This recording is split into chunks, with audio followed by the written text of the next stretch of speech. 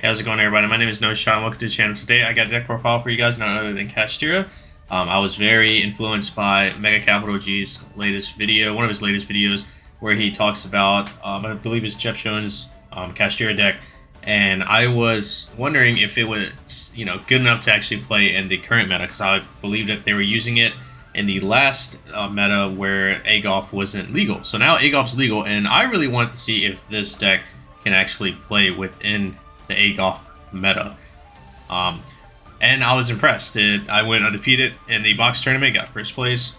So yeah, I'm just going to go through with it. And don't mind all of this mess, alright? I'm going to try to clean it up and all that kind of good stuff for you guys.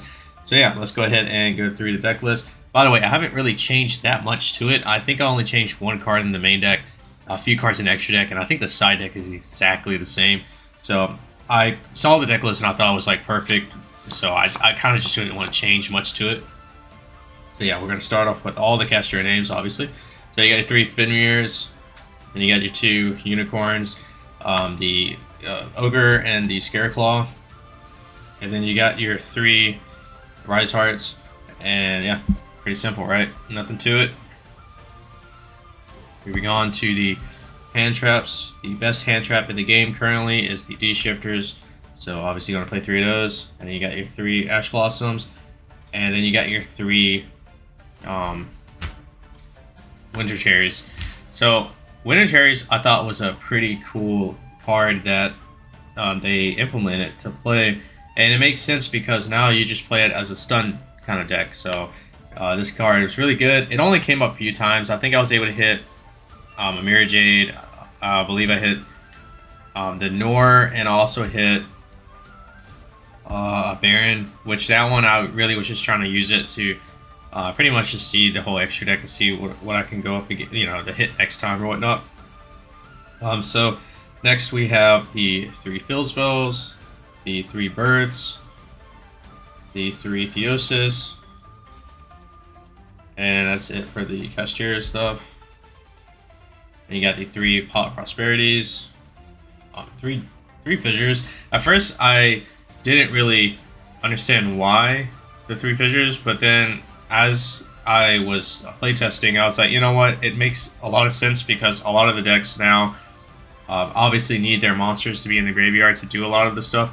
So even if you're not hitting their spells or their traps that are, from hitting the grave, it's perfectly fine because their monsters are the problem. So if you're able to just banish the monsters, you should be good to go.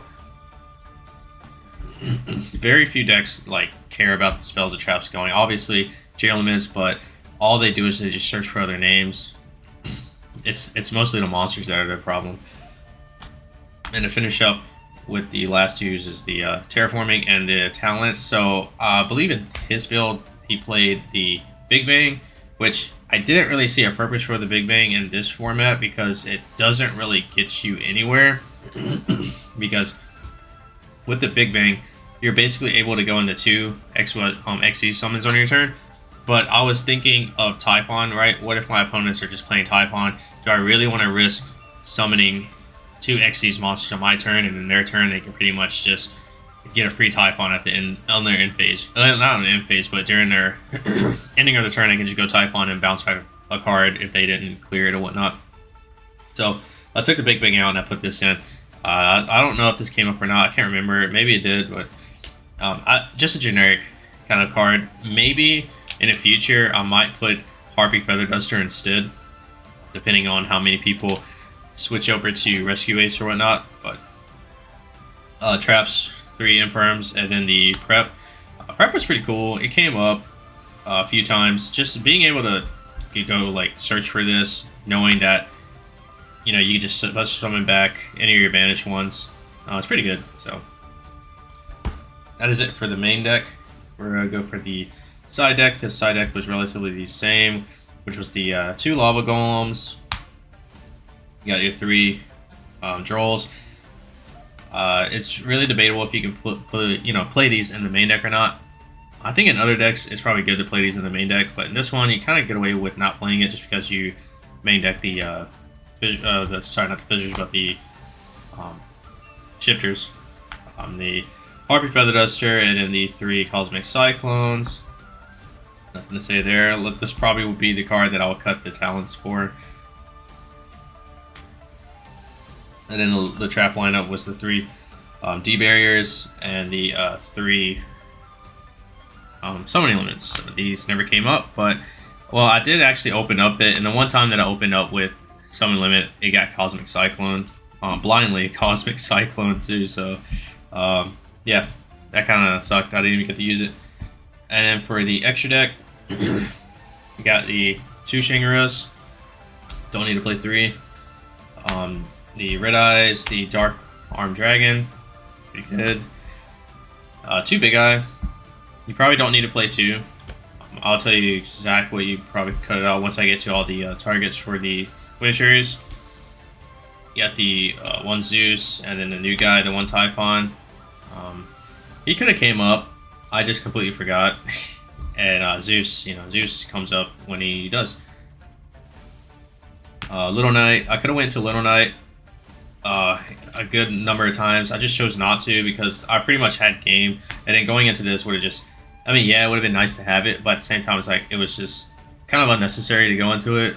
Like I said, I pretty much already established game control on board, so just going into this would have just been like maybe the opponent would have just scoot, but they were going to lose regardless. So, but it's always nice to have, and also it's just another good card to hit with Winnowshards because a lot of people are starting to play this. So, if they haven't picked it up already.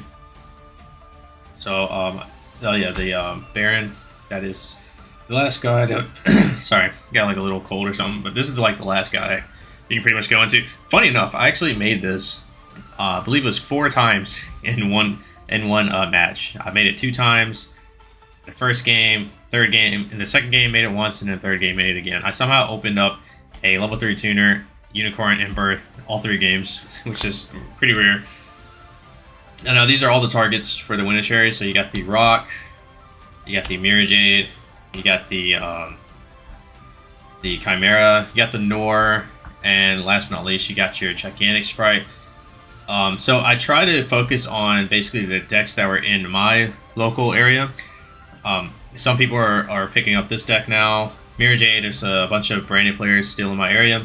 Chimera is also another deck that quite a few people are starting to play or are playing in my area. Nor, because there is one particular player in my area, but I think there's another one also across the water. And then Gigantic Sprite, because there is another good particular Sprite player in my area. Plus, also there is I believe it was 1 or 2 more at the event. So I threw that in there as well. Now, I am missing 1 card from this. This is 15. But the 1 card that I didn't put in was Yama. Now, I would say probably take out the extra Big Eye for the Yama. So that would be the only change I would make. Now, the reason why I didn't play the Yama was because in my area, there was Unchained players. But I don't know what happened, but all the Unchained players just pretty much just disappeared from my area. So, yeah, I just didn't have to play the Yama in there. But if I was to take this to a bigger event, I would definitely take out the extra Big Eye for the Yama. Because the Big Eye, I think I only went into it 1 time during the event. So when it comes up, it comes up. But, it is what it is. Overall, I was very impressed with this deck. I really didn't think that it was going to perform that good. Funny fact, I didn't even know that it was a Win-A-Box tournament. I thought it was just a regular tournament until I signed up. I was like, what?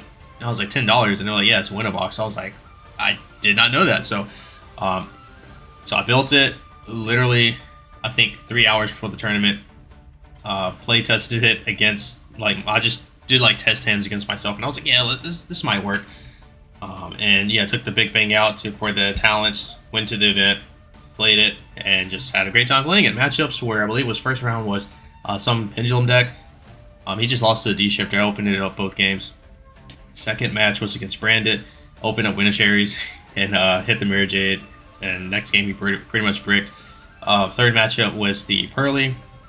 Fourth matchup was the Phantom Knights Horus, which is pretty cool. It's pretty wild deck. And then the fifth matchup was Makenko. I believe that's how you say it. Makonko. It was that deck. So yeah, had a great time playing it. I know I was supposed to go back into the Runic Kashtira deck to show how that works, but honestly, I just don't really think that is that viable of a deck now, considering that you know, like how tier limits are back in the format and how everything just kind of changed instantly once A Golf came out. So yeah, I do believe that this is probably the better way of playing Kashtira. It's just playing it like this, a control style with the winter cherries is an excellent idea. And yeah, and I hope that you guys all enjoyed. If you did, remember, like and subscribe. I believe I got a case tournament coming up. Got the YCS coming up. I'm not entirely too sure what I want to play yet, but you know, I will catch you all in the next one. Peace.